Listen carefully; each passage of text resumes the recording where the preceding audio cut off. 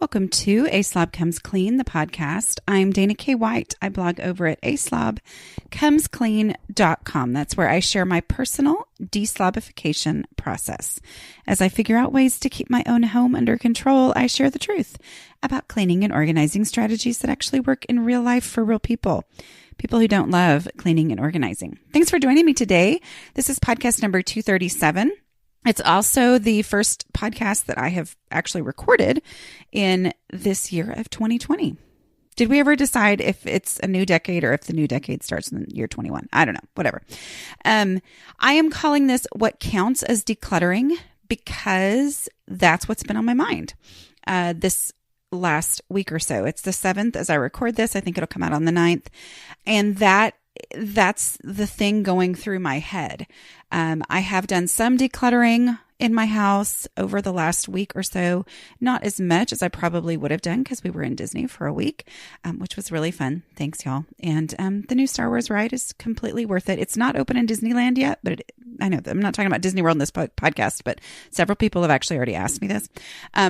But the new Star Wars ride is not open in Disneyland, but it is open in Disney World. And that's where we were. Just the way that it is right now, you have to, and I do mean have to, get there before the park opens. And it opened at 6 a.m. while we were there. So it wasn't exactly a relaxing Christmas, but it was really fun and really worth it. And great time for my teenagers to be stuck with me in an enclosed space for a week, which is all a mom really wants, right? So anyway, it was great. But as I've gotten back, as I've kind of had to really choose how I was going to use my decluttering energy and my decluttering time, because I didn't have the time that I sometimes have in that week between Christmas and New Year's, I really have been thinking about this question. And I've thought about it also because of just the general decluttering talk that goes on the internet. I am not the only person in the world who has realized that people like to hear about decluttering in this particular time of year. And that means that sometimes people jump on it who, I don't want this to sound the wrong way, but they maybe don't have the real life experience that I have, or that's been their entire focus, and so I think sometimes I just see decluttering advice from anybody and everybody at this time of year. And sometimes people will say some things and I'll think, okay, I get where you're coming from. Totally get it. But in my personal experience and in my experience of a decade working with other people who really, really, really struggle in this area, I see how damaging sometimes these memes and things that people say offhandedly can be for the person who's struggling anyway to get to a place where they can declutter anyway. All right. Okay, so talking about what counts as decluttering. What counts?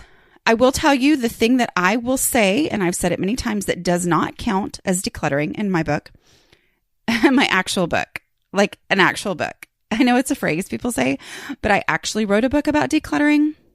If you're big into decluttering and you're like, I just really need a plan, guys, you need my books. I know.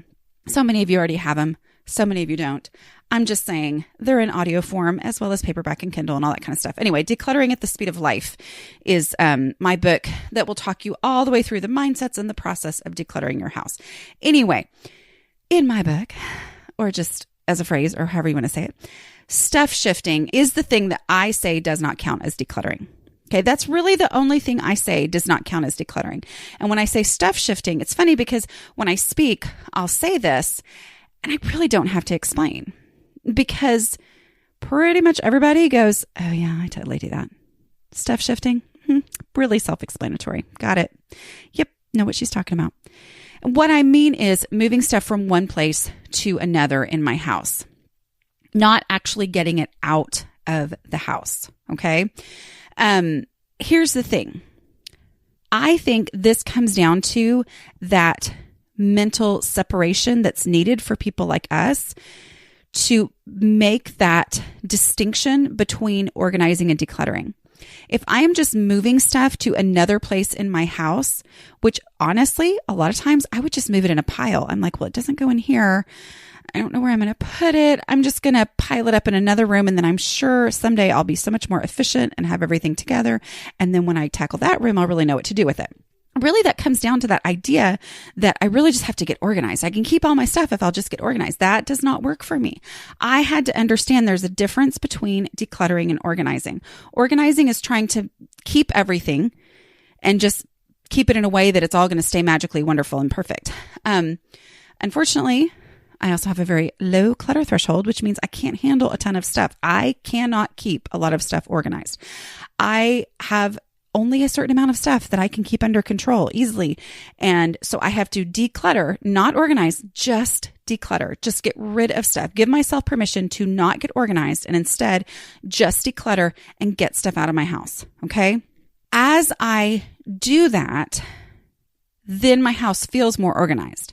Okay. But this only started happening. You know, my personal story is that I started A Slob Comes Clean as a practice blog. It was completely anonymous because I was trying to get my own house under control. So I was just trying stuff and seeing how it worked and writing about it as I did it and showing pictures. So go back and see some of those scary pictures.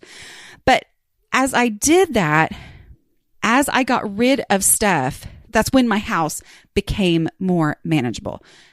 I was more able to keep my house under control, which was my big desire. Why does my house constantly go back to being a disaster? Well, it's because I had too much stuff. Okay. So as I got rid of stuff, so no, stuff shifting is the thing I say doesn't count. But why am I talking about this and what's the distinction I'm trying to make today? Okay. What counts as decluttering? Here's the problem I have. And I don't remember exactly where it came from. And it might have been you personally that shared this with me, and that is fine. And I understand the idea behind it. I really, really do. But here's the problem. I'll explain it. I think it was some sort of a meme about, it doesn't really count as decluttering if you're going to drive around with a bag of stuff in your trunk for a month before you finally drop it off. Okay. I get what they're saying. Like, I totally get it. And you guys, I mean, when I do, I think I talk about it in the 5-day clutter shakedown.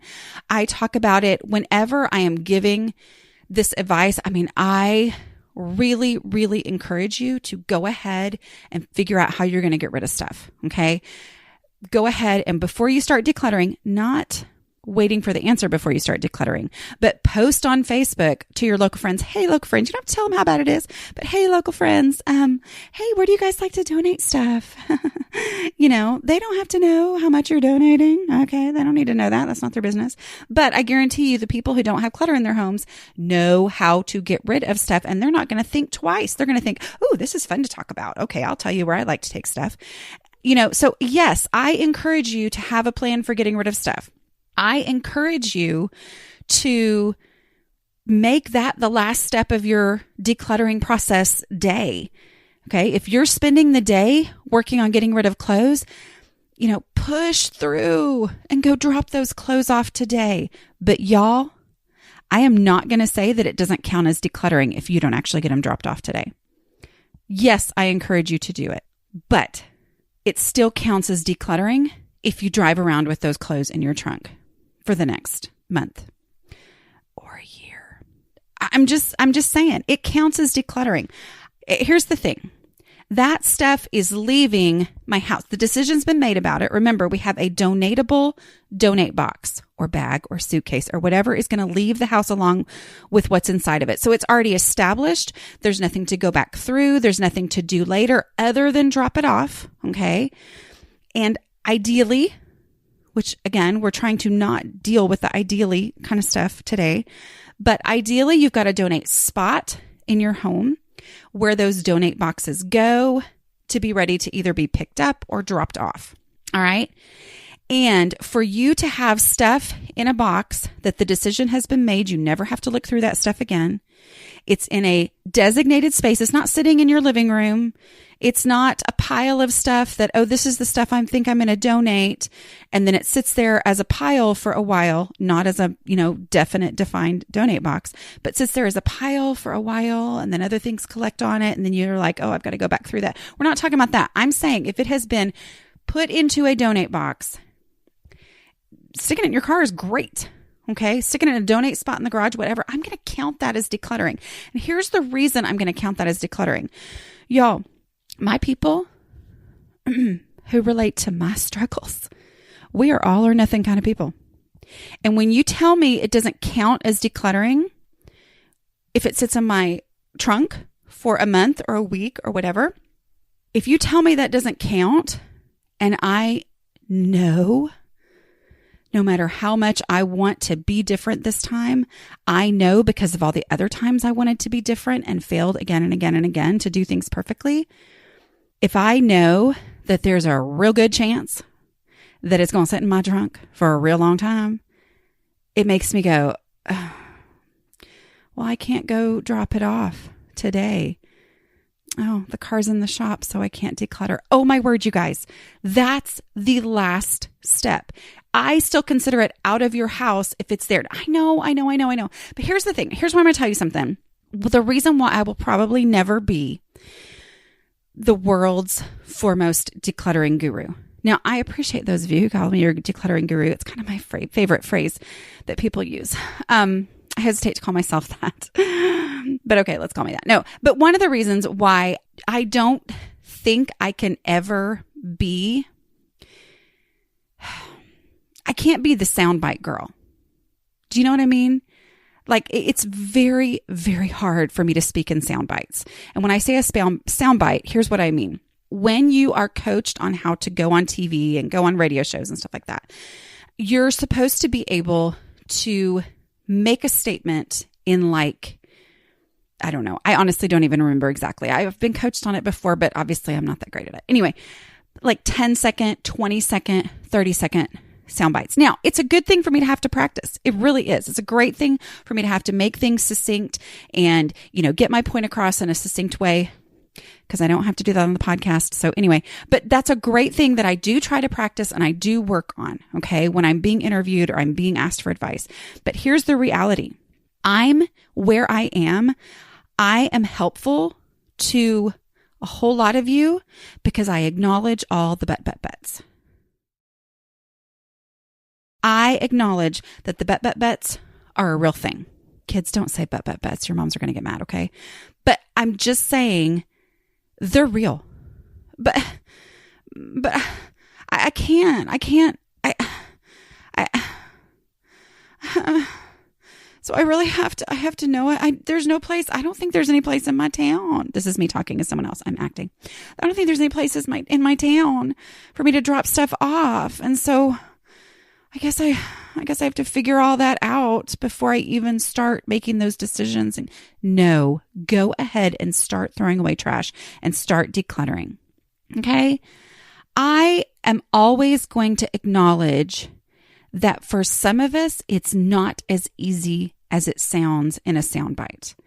Okay. And maybe the thing that you might have more understanding of is magazine articles, magazine articles where I can't tell you how many times, which I probably could if I counted them up because it's not like it's a million, but anyway, I've been asked by a magazine to give them an interview and we might talk for 30 minutes and you guys, they put in 7 words from me and they pick 7 words that make it sound like, 10 easy ways to blah, blah, blah. Okay, well, Dana K. White of A Slob Comes Clean.com says, just make sure the dishes are done every single day.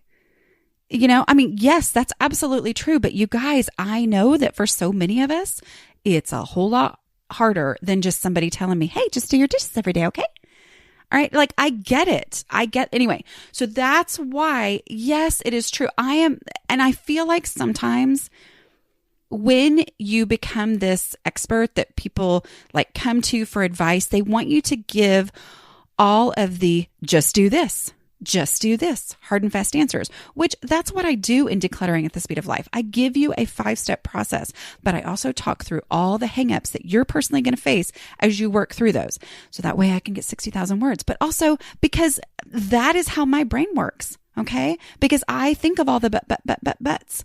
But what if this happened? What if that happens? Okay, I answer all those things. And the reason I hesitate in giving those hard and fast rules, even though, yes, I encourage you to get rid of that stuff today. I totally encourage you to have a plan and get it out of the house today. Post it on Facebook Marketplace, bag full of clothes, must take all, free, whatever. That I encourage you to do. But you guys, if for some reason you can't do that because, oh, well, I've never joined one of those groups because I didn't want to accidentally start bringing more stuff into my home. Well, now I have to figure out which ones are okay. Well, now I just applied and I didn't get approved right away because it turns out that the moderators took Christmas break off or whatever. I don't know what your excuses are. That's the thing is I was always coming up with the great excuses, super logical excuses. And I don't want you to, because the hardest part is actually the real decluttering. Yes, the getting rid of it and getting it all the way out so you never have to look at it again is very important. But the hard part is to actually get started and to have how ambiguous and possibly difficult that next part is going to be as a reason to not even get started. It's like, okay, good. I didn't even want to get started anyway, y'all. I mean, that's how my brain works. Okay. So anyway, all right. I think I've ranted on that enough. So I don't count stuff shifting, but I want you to know that I count it as decluttering if it's in that donatable donate box and the final decision has been made. Yes, you do need to get it out of your house. Yes, ask your friends, blah, blah, blah. But it still counts as decluttering that first part of the process. Okay? Our goal here at A Slob Comes Clean is not to be done perfectly. Because if that's our goal, people like us are never going to start, right? That was a big part of the problem is we always were like, okay, well, I got to figure out how to do this before I even get started. Well, guess what? Getting started and even just doing a little bit makes things so much better. And that is what encourages me to keep going and keep on doing better. And that's how I ultimately make real progress. Whew, I'm a little preachy today. But seriously, you guys, I get so frustrated. I think I must be tired because I'm emotional right now. Anyway, I get really frustrated for you guys sometimes at this time of year, because I know you have the energy because I used to have it myself. I know you have the drive, but I also know from personal experience that all the times I tried and was not successful just made it that much harder to start again in the future.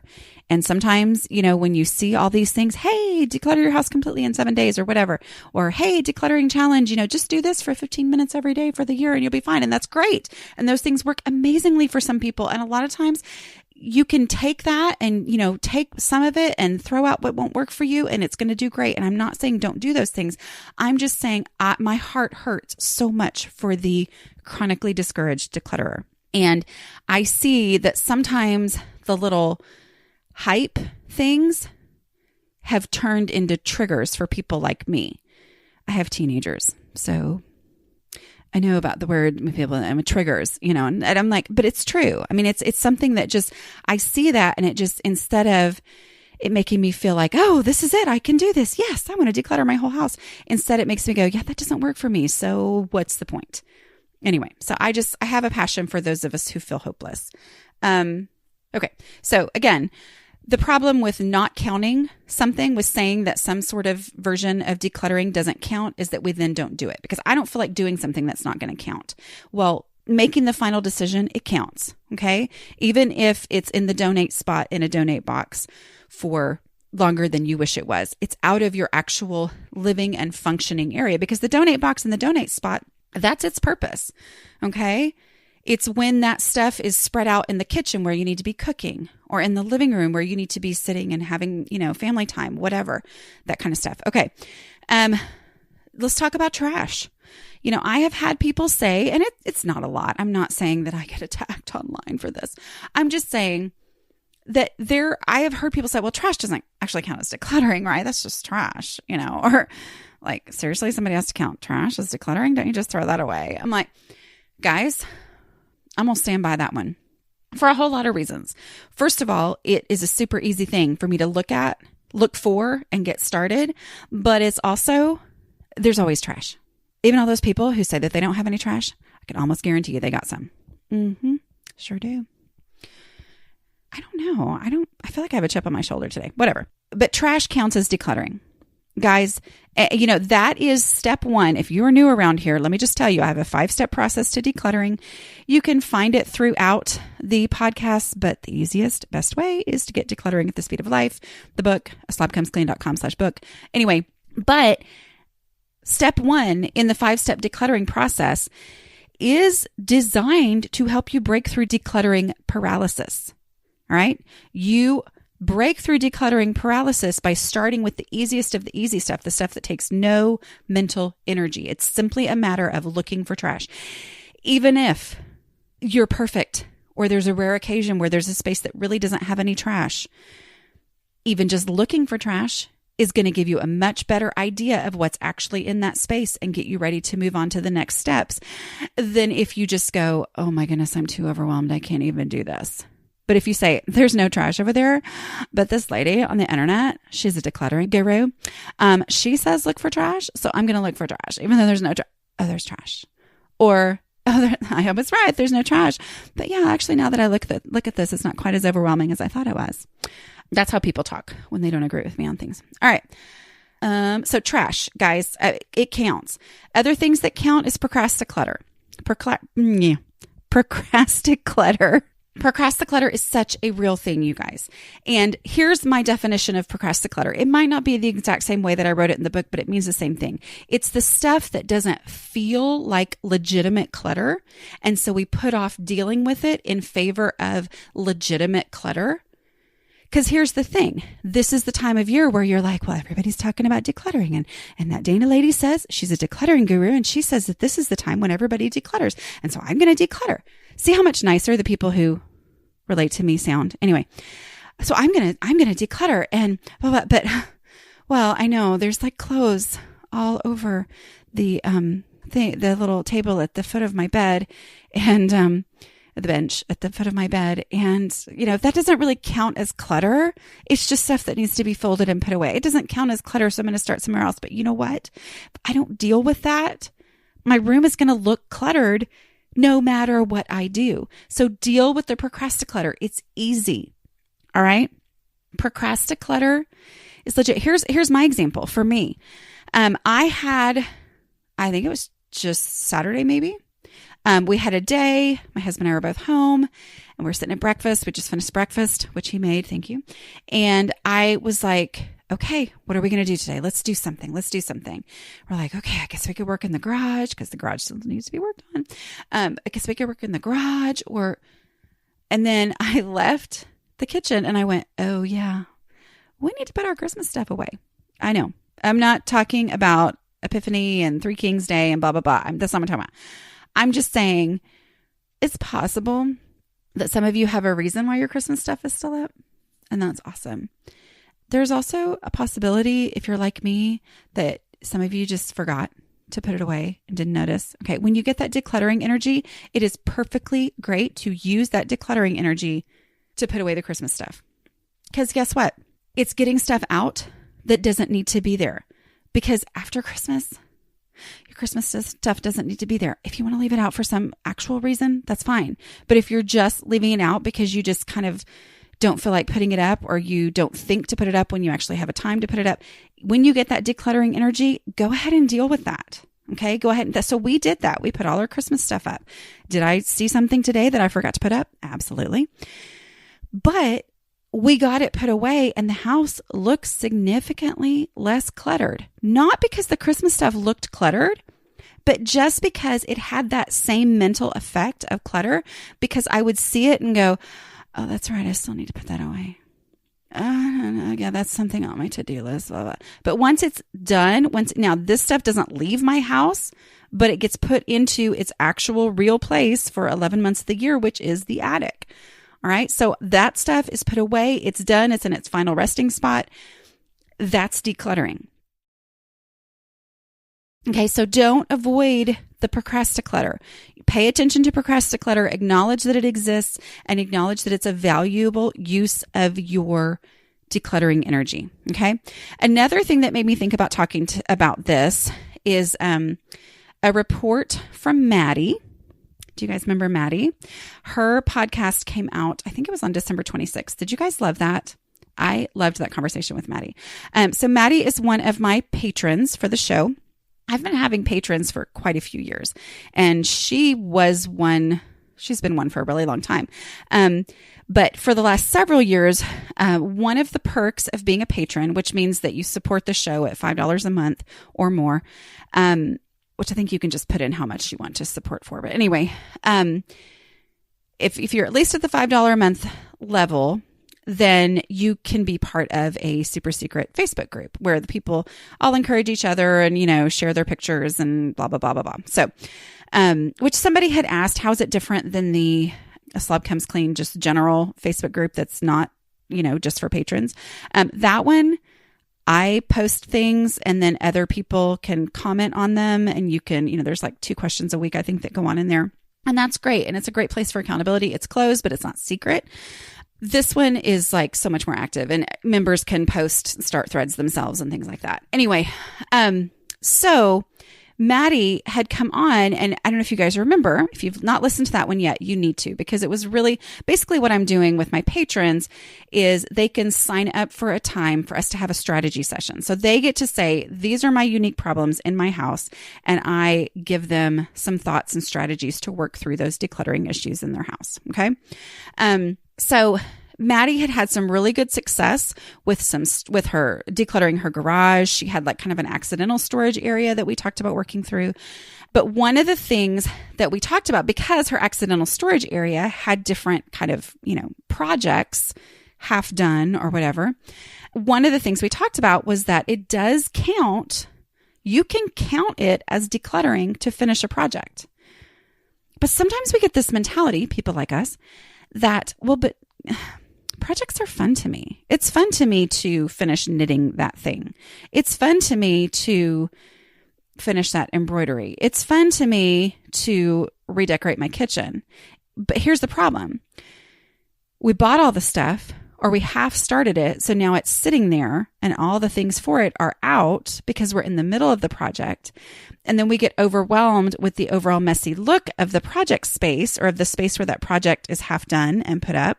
And then all of a sudden we go, oh goodness, this space is overwhelming. I need to declutter it. And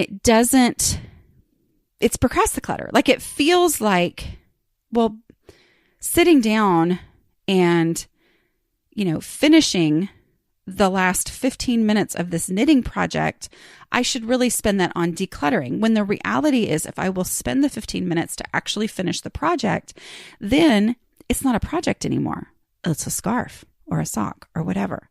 Okay. It's done. It can be taken to its final destination, and the tools that I needed for it can then be put in their final storage destination. Okay. So that they're not just laying out and it's not clutter anymore. So anyway, we talked about how finishing a project counts as decluttering. So Maddy had reported in the group, I think I got permission to share this. Maddy, I'm so sorry if I didn't, but I thought you gave me permission. I think she'd be okay. I hope so. Anyway, that she said, your recommendation to let myself count finishing projects I enjoy towards decluttering is literally paying off. Okay. So things that she did, she put on cabinet door pulls. So like some different things that had kind of been left half done in the kitchen, remodeling type things, meant that the tools needed to do it. The pieces, the actual door pulls, all the different things, the screws, all that kind of stuff was all sitting out in some random temporary place. Putting the door pulls on the doors meant that, first of all, it was done. And that's a huge feeling of accomplishment.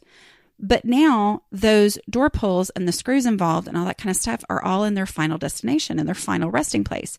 So because of that, that stuff's not laying around anymore and you've decluttered.